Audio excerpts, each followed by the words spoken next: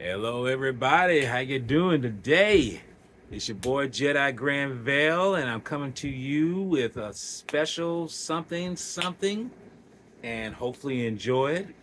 But as you all know, today is November the 3rd, and that can only mean one little thing. But that only means one thing to kaiju enthusiasts, and that is the 70th anniversary of the Big G himself. Yes, and along with his friends too. Let's face it. I mean, if you haven't figured this out by now, you should know in the title. It's pretty much self-explanatory. Today is the 70th anniversary of one of cinema's greatest character characters ever created. I mean, King Kong started it, but Godzilla came in full force and just brought the heat. And what is so amazing about this creation that it was sparked out of pure, not even entertainment. It was sparked out of giving an example of what human society really is, what is affecting us by the things that we do. And the fact that it started out like that, the creators who created it never imagined that this would be the thing that it would come today. I mean, could anybody have imagined, or put it like this, the ones who created, could they have imagined that it would grow to such, fluidity in terms of just massive hysteria of kaiju goodness? It's the word kaiju was something that was never even known until it was just spoke to thousands, millions of times through the biggest of fans and the ones that still carry that in their hearts, to this day. And I know for me specifically how I feel about the Big G because let's be honest. I mean, Godzilla, if you are someone like me who grew up basically during the harsh times of the 70s, the times when you were pretty much an outcast and pretty much had no real father figure, so to speak, and you're someone who's trying to make it in this world the best way you can. Well, I can understand if you may not understand this, but if you're someone like me, you pretty much get the gist that if it wasn't for him, my outlook on some things might not be what they are today. Because if anything, Godzilla personally for me is someone who is in a sense an outcast. But the thing is, he doesn't let that stop him from being who he is. He's going to continue to be, hey, I am who I am, accept it or not. If you don't, so be it. If you do, great. But the thing about it is, he's not going to change for nobody, and that's the case. He's 100% pure.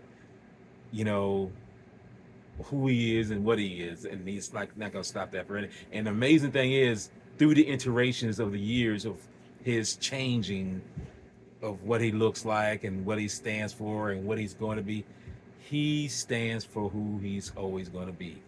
That what that is. I am as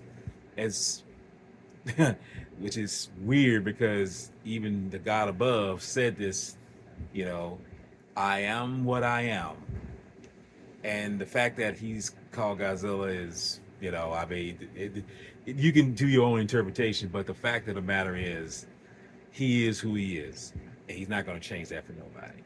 So, but that being said, though, I can tell you that with Godzilla, he is someone that does not give a hootenanny about what you what stands in his way. He's gonna just be benevolent in his own terms. But the thing about it is, he's not looking for world domination. He's not looking for power. He's not even doing any of those things. See, that's random human thinking. what Godzilla is a reflection of is how we as society should view ourselves. You know, we're the destructive, malevolent force, where he is that. But the thing about it is, we're worse as humans than anything that he is. Yes, he is destructive power. He is destructive, you know, a hurricane, a tsunami, you know. But the thing about it is, he just does what he does, you know, whether it be on instinct or just gradually going through the. He wants to live to be who he is.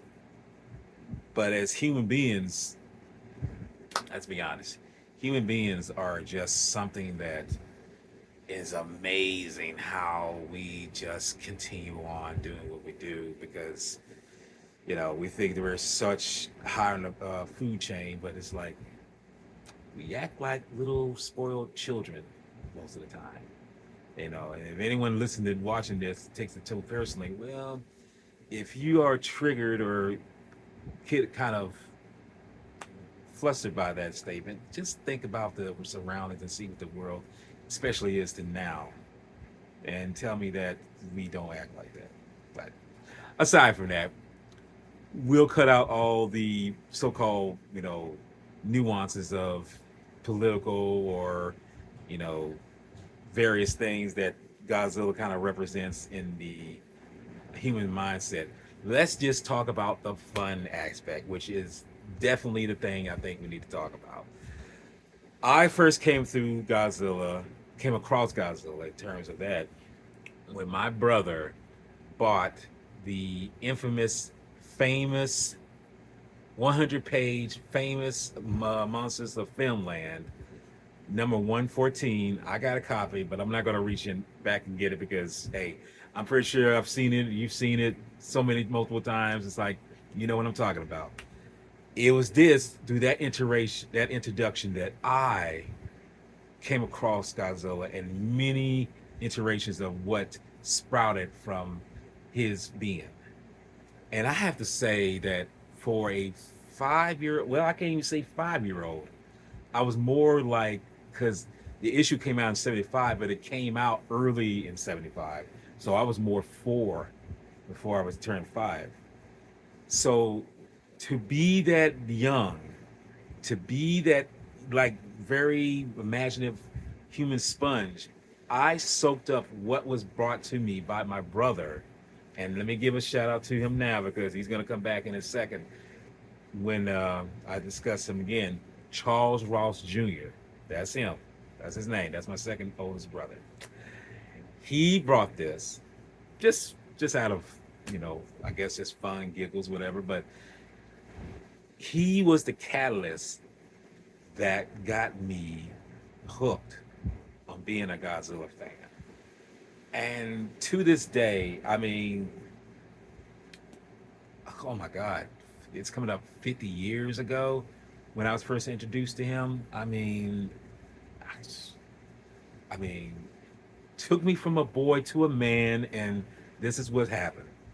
To think that this made me just very enthusiastic and very imaginative, even more imaginative than I ever thought I would. And to go back to what I was talking about, my brother, I wouldn't see my first Godzilla film until the month of March 15th or 17th, if I'm not mistaken, of 1977 of the NBC broadcast of Godzilla versus Megalon, which is the shirt I'm representing right now, you know, because that's my favorite Godzilla film. And it was in this room, believe it or not, that I saw that iteration of that movie with said brother that I just mentioned. Love you, brother. I love you. Appreciate you. Thank you. I know you had to be what you was, but you know, guys, my brother, just like Godzilla, he is who he is. He's not going to change for nobody, and that's okay. So he was like I say, we was in that moment. We watched the television. We watched the movie in this room and I watched it with him, and I was so excited to watch this. And it's funny because that movie had the you know John Belushi in the Godzilla suit. He won on SNL, and when you kept seeing those little intros, it's just exciting. This add to the flavor of what I was watching, but it was enough to seal me forever of what I really enjoyed and why I enjoyed, why I felt, why in that instant when I first saw the magazine, why it just hit me like it did. It is amazes me. It amazes me now to this day that just a little seed, which was a magazine, printed work, printed medium, would spark and grow till I saw something in the film medium. I'm trying to talk here, but I'm excited because why not be? And what's amazing is that I just came overcome with such immenseful joy. I mean, unfathomable joy. Of course, I'm like a kid. I'm a practically baby, and soaking in the image of a radiated lizard, even though that's probably that's not the correction, or dinosaur. That's not even that correction. But the simple fact is, he sparked in me such an amazement that it stuck to me to this day, with all the things that would come or follow beforehand. And the funny thing is, I'm thinking that's like the first meal, but that's like most kids, you think like that. But when I get to see through the intervening years, the following films that come out and what he's made, it's funny how your imagination works on a level that no others can. See, when I heard of Godzilla, I knew about King Kong at this point. I did. I think I knew about King Kong before I knew Godzilla. And I had it in my mind. I was like, I wonder what would happen if Godzilla and King Kong was to fight. What would happen? And it's like, come forward. Yeah, 4 years later, I would find out because there was a film that was made almost 20 years to that time when I saw it, King Kong versus Godzilla. I was like, whoa! I mean, I really had to go and watch this. And this is before we got cable. I had to go over to my sister's house to watch it. And the fact that it mostly had, actors, human characters, but you needed those human characters to actually get you understanding what was going on with the creatures in there, the kaijus in there. And let me just say, it did not disappoint. It really ingrained in me what was already there, which was the excitement that I love. And just to give a side note, before I saw this film, I actually, because I used to draw a lot when I was a kid. I don't do anymore, but that's then. This is now. I actually drew a sketch of where, and the funny thing is, I drew a cartoon sketch of Godzilla and Kong fighting, but the thing is, Kong was the size that he was in the 33 version. Okay, fighting this big behemoth of a creature. And the funny thing is, before I even saw the King Kong versus Godzilla film, I actually had it in the cartoon strip, King Kong beating Godzilla in his 33 version size. Now, isn't that weird? I mean, why would I feel that Godzilla needs to be beat by King Kong as this puny little something, nothing? He can just brush him under the rug, stop him. Why would that happen? But I did that. I did that, and to this day, that little cartoon strip that I made, it's long disappeared.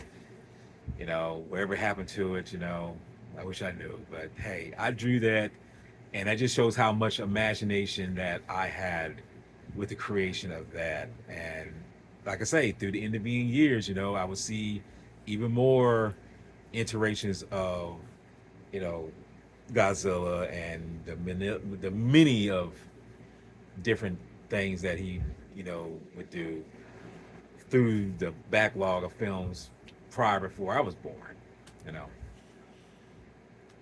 But here's the thing that I look at too, which is weird.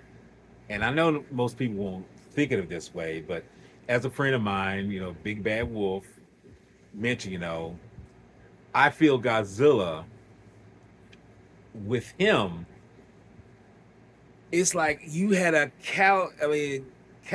a floodload of just another, say it again, a tsunami of different creatures coming from even out of Japan, but other countries as well, which is weird. Now, as Big Bad Wolf had mentioned to me and to others, Kong was the reason why Godzilla even got created, because he's an expression of, the atomic bomb.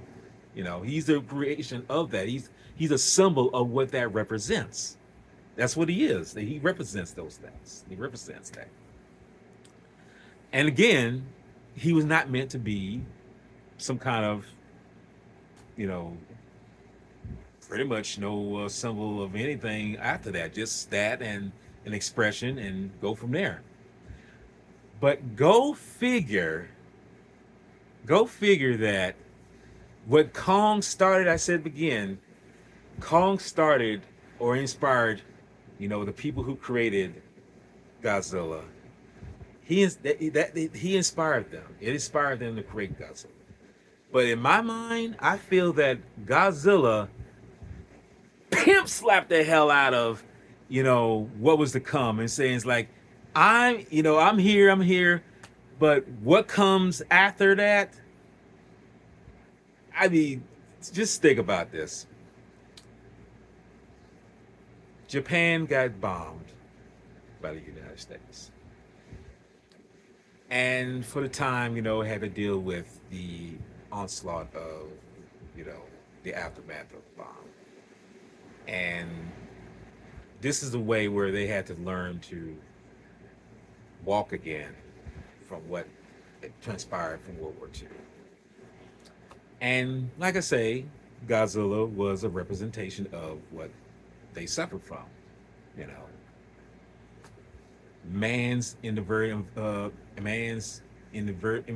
Pretty much man on man and how it devastates them, each other. Well,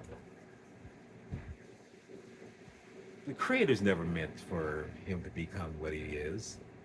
And through the time that he came out, all subsequent little things that came after him, even a second movie with him, it was generating more and more and more and more and more and more and more and more and more things that were coming out.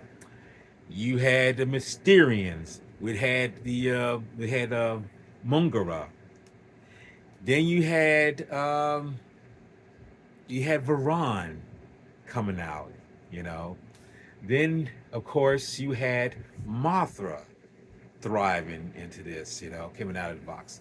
But not just in Japan, but here comes some things from London, coming from England, Gorgo, a British version of Godzilla, basically.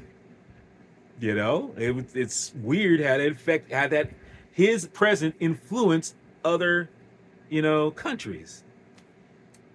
And then you had other things coming out, like Ghidra, Rodan. Oh, and I meant to say Rodan. Rodan came before Ghidra and Mothra, and then they would team up in Ghidra, three-headed monster.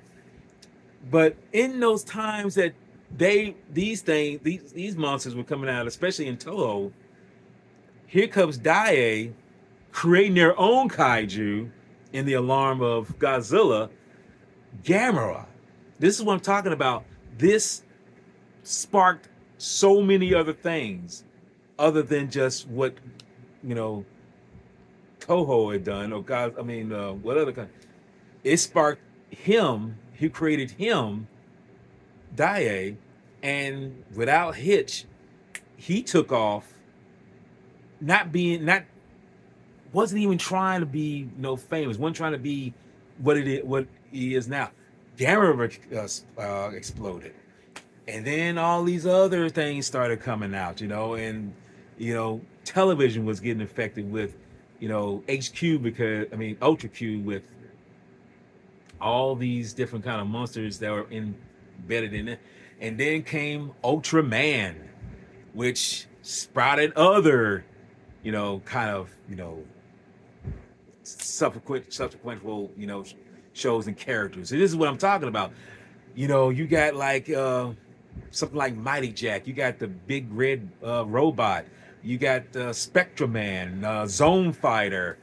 I mean, other creatures were coming out. And then you had something like from Korea, which come out with was it Zorgara, Zongara. I hope I'm saying it right, but if I'm not, correct me. Affecting, like I say, different countries. And then jump ahead to the 70s, which was bombarded with a lot of, like I say, Ultraman, Spectraman, even Zone Fighter. Thailand will create their own kind of kaiju, which was human man, and they would get their own feature. He would get his own feature film with the Ultramen, Hanuman and the 7 Ultra brothers, Ultraman, however you want to say it. I mean, it sprouted these things, and then jump ahead a little further to 77. China would actually, that's before we get to that film. China would do something that was Ultraman-esque, which was the Inframan. If you ever seen Inframan, it's one of, it basically is basically a kung fu version of Ultraman. Let's just say that. And then you have things like Mighty Peking Man. I mean, it's basically a Chinese version of King Kong. So you can say whatever Godzilla started, King Kong came in and say inspired that. And then you had the reversion of Kong in 76. I mean, and I don't think it really was Godzilla that created that, for a reversion of King Kong. But you get what I'm saying is that the flood of things that Godzilla influenced has never stopped. It's kept on going, even through the intervening years. I mean, even resparking himself when he retired in 75, but we will rise back up in the 80s, almost stronger in 84, and just blew it out the box, even more adult, because he was representing what he was, a force of nature, because of the atomic bomb. And after that, we get the Heisei series, we would get those. Then he retired in 95. He would rise up again with the Millennium series. Hey, there we go. And then, of course, we would get the Shin, but before the Shin, America would finally get Godzilla right. Even though I do have to mention the 98 version of him in America. I mean, I have to mention that, because if I don't, that would not be fair. That would not be fair, because the generation that's coming up did see this, and that did spark their interest in Godzilla to begin with. So I have to be fair, even though I'll trash that film to my last breath. I will. but I can't not mention it and say that it didn't help these individuals like him. Because if it wasn't for the 98, who knows? They might not even like Godzilla, the past version. So, but getting into 2000s, America would get, as I said before, right with the MonsterVerse, and so be it that hey, it would spark so much interest that wow, it would spark another version of uh, King Kong versus Godzilla, and wow, hey, it's still standing the test of time even to now in this year 2024. You know, I mean, it is such an amazing thing that this particular creature has sparked many conventions like G Fest, other conventions that celebrate him and his rousing friends that tag along, and keep it with that. Spark more interest in King Kong, knowing that yeah, he's American brand, but he's still favored by most fans, and they can coincide with one another. They don't have to fight one another. Oh, they have, but it shows that all these things are truly what has stood the test of time through something that was started as a simple symbol of, you know, human nature on what it does to nature to nature itself, to the world we live in. And to think that he has not lost no strength in his iteration, in his creation. To think that he's still standing the test of time now, that says a lot.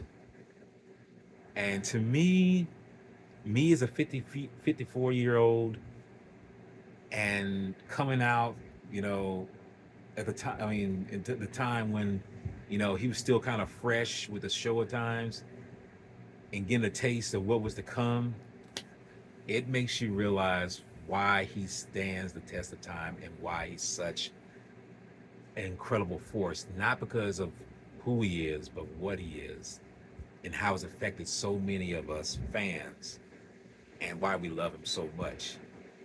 And we'll continue to love him 70 years from now. Even when I'm long gone, there'll still be kaiju fans, Godzilla fans of all types coming out the woodworks and celebrating this incredible creature that's given us so much joy, so much laughter, well, even so much pain, because we can feel pain through Godzilla. Amazing. It almost seems crazy, but with the release of, Godzilla -1, and even before that, there was films before that that really touched our hearts, with Destroyer. It lets you know that it isn't just a monster, with a guy in a rubber suit. He is something that is true to who we are and what we love about, the movies. And hopefully we'll never lose that love, that kaiju feeling of what he is, because without us, he would have faded into oblivion. But it didn't happen that way. Because look at him. 70-year old and still holding strong, baby. That's just how it is. But that is pretty much what I have to say. And like I say, I had to do this video because 70 years of Kaiju Goodness, man, I just got to say, it's great to know that he lives on and still living and still going strong. And to my brothers who I got to say, who I have to say this, I have to say shout out to my G-Fest family. Hey, how you doing? And to everyone who's on the Sci-Fi Society, hey, Sci-Fi Century, Kaiju Goodness, Cameron Lambert, hey, DJ Anubis, hey, DJ Neko, Big Bad Wolf I mentioned, Anthony Jordan, um, Matt Matt Gojiro 851, Jake Hall, and Primo Jose. Everybody who's a fan of Godzilla and all you got brothers, sisters. Oh yes, and the Omni Blast. Hey, you know, you're part of the reason why he's living strong and keep on living strong. So I just wanted to say this because I had to do it because it was necessary. You know, and I just pray that, yeah, hopefully he'll still be around, which I know he will be, because if he lasted this long, I can only imagine what he'd be like 200 years from now. You know, or at least when he's 200. Probably not even feeling that 200 because he's over a million years old. But anyway, I wanted to say that, and that's the wrap up on 70 years of pure, wholesome kaiju fun and an amazing character who is Godzilla. And Godzilla, we love you, and the fans that I mentioned before, they love you too. So, with that being said, and I should say too, when I said Five Side Society, also Metal Tavern, Metal Tavern, also that. So I want to say that, and also I should have said too, Fat Samurai Guy, and Lady Fat Blood. They're big kaiju fans. I had to make a shout out on that. So, hey, with that being said, like I say, hopefully y'all have a great day on the 3rd, enjoying the kaiju who is reigning champ, baby. But anyway, with that all being said, I end this with always saying, y'all be patient. But I don't say it when I say that. I don't say y'all take care, then be patient. But also, and I'm going to do it double time, keep that kaiju love alive, baby. Peace out. See y'all.